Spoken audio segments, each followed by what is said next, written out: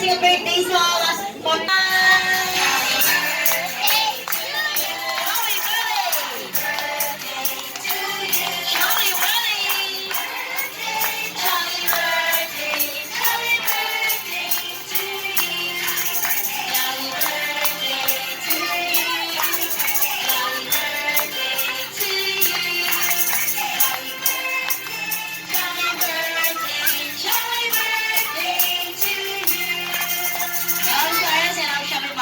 before you blow your candle, I mean, candle of our birthday celebrant, you will now close your eyes and make a wish for Nasha.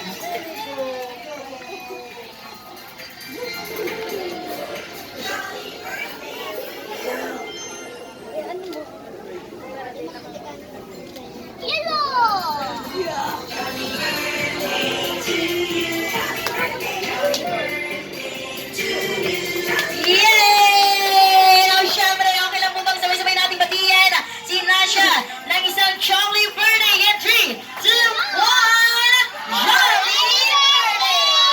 Alright, o syempre, let's make this moment para sa ating Jolly family. Yan, kaya naman mommy and daddy.